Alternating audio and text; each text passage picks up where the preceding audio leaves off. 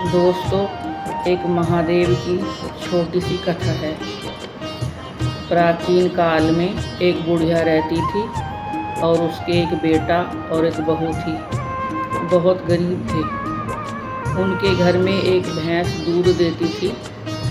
तो बुढ़िया की बहू ने कहा कि अम्मा जी, यह दूध वाले को दे देना और उससे जो हमें पैसे मिले उससे हम अपना घर चला लेंगे। बुढ़िया ने कहा ठीक है। तो बुढ़िया को यह बात अच्छी नहीं लगी और वह मन ही मन सोचने लगी कि क्यों ना मैं ये दूध शिवलिंग के ऊपर चढ़ा दूं। सोमवार का व्रत था। बुढ़िया मंदिर गई और सब दूध उसने शिवलिंग के ऊपर चढ़ा दिया तो खाली बाल्टी लेकर घर आ गई। बुढ़िया की बहू ने कहा, दूध वाले को दूध डाल दिया? बुढ़िया ने कहा, हाँ डाल दिया। इस प्रकार वह रोज ऐसे ही करने लगी। सुबह ही जाती, दूध निकालती और शिवलिंग के ऊपर सब दूध चढ़ा आती।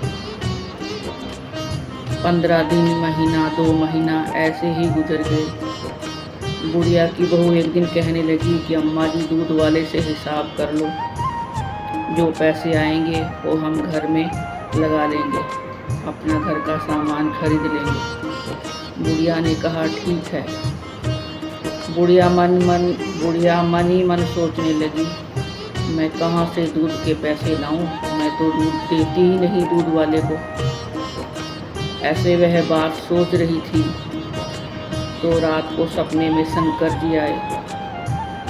बोलने लगे, माता, तूने हमारे दिल से बहुत भक्ति सेवा पूजा की है, मांग जो कुछ मांगना है।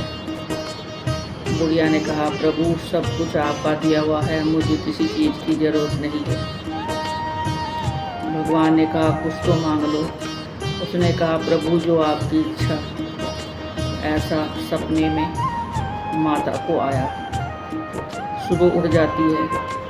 बुढ़िया की बहू फिर कहती है कि आज तो दूध के पैसे लेकर ही आना, पैसों की घर में बहुत ज़रूरत है। बुढ़िया ने कहा, मैंने पैसे ले लिए हैं, कोठी में रख दिए हैं, जाकर उठा लो। बुढ़िया की बहू कोठी में पैसे ढूंढने गई। कोठी खोलती है, देखती है पैसों का ढेर लगा है, सोना है, चांदी है।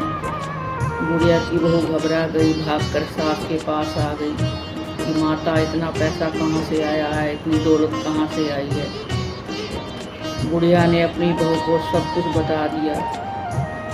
सब बहुत प्रसन्न हुए और अपने घर में भगवान का भंडारा लगाया, पैसों का उचित उपयोग किया और सब खुश होकर रहने लगे।